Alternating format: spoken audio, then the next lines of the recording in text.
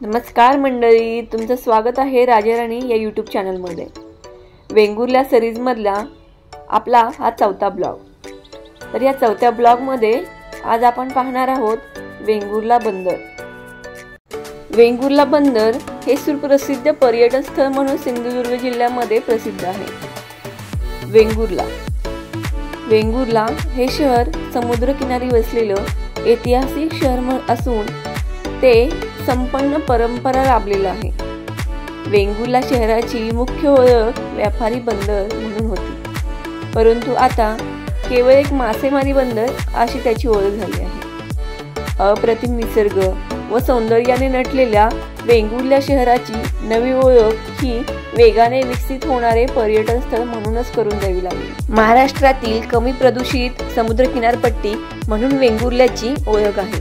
तसेच प्रसिद्ध क्रिकेटपटू सुनील गावस्कर यांचे हे गाव, कविवर्य मंगेश पाडगावकर यांची ही जन्मभूमी, एकेकाळचे प्रमुख व्यापारी बंदर म्हणून वेंगुर्ला हे प्रसिद्ध होते। वेंगुर्ला बंदरवर पाहण्याची ठिकाणं म्हणजे वेंगुर्ला जेटी, सागर विश्रांतीगृह व अर्थातच लाईट हाऊस आणि नव्याने उभारण्यात आलेला नवाबाग ब्रिज। फायनली मी येऊन पोहोचले आहे वेंगुर्ला बंदरवरती। आज संडे आहे आणि त्यात वेंगुर्ला बंदरवरती खूप मोठ्या प्रमाणात मासेमारी केली जाते। त्यामुळे रोज संध्याकाळी वेंगुर्ला शहरातील किंवा आजूबाजूच्या शहरातील लोक येथे मच्छी खरेदी करण्यासाठी गर्दी करतात। वेंगुर्ला बंदर फिश मार्केट यावरती मी संपूर्ण डिटेल्समध्ये व्हिडिओ बनवलेला आहे। तो जर तुम्ही पाहिला नसेल तर मी डिस्क्रिप्शन बॉक्समध्ये त्याची लिंक देते, तेथे जाऊन तुम्ही डिटेलमध्ये व्हिडिओ पाहू शकता। मध्ययुगीन काळापासून वेंगुर्ला हे पश्चिम किनाऱ्यावरील आयात निर्यातीचे भारतातील एक प्रमुख बंदर म्हणून प्रसिद्ध होते। अत्यंत रुंद आणि लांब अशी खाडी वेंगुर्ल्याच्या शहराच्या मध्यभागापर्यंत पसरली होती। परदेशातून येणारी जहाजे भोजन पाण्यासाठी या खाडीत नांगर टाकून सुरक्षितपणे उभी राहत असत।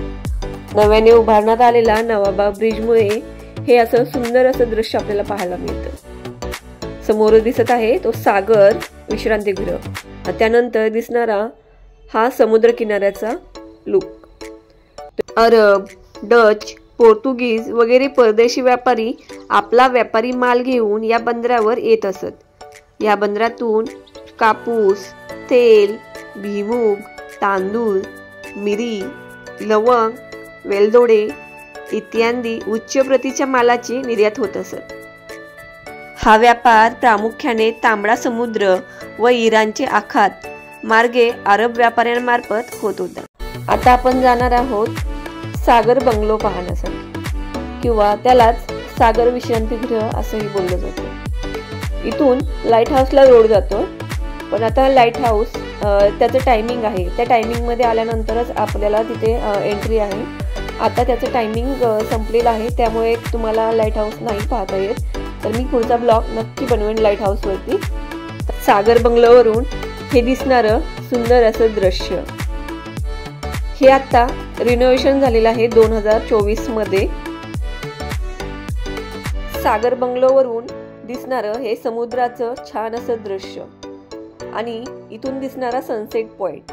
तुम्ही जर वेंगुर्ला बंदरला भेट दिली तर या पॉइंटला नक्की भेट द्या। तर हे दिसणारं समुद्राचं छान असं दृश्य तुम्हाला पाहायला मिळतं।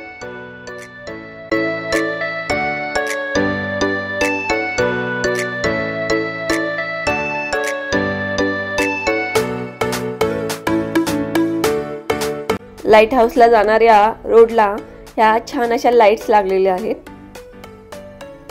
त्यामुळे दिसणारं दृश्य खूप सुंदर दिसतं। सागर विश्रांतीगृहावरून हे दिसणारं वेंगुर्ला बंदरचं दृश्य, किती सुंदर असं हे दृश्य दिसत आहे।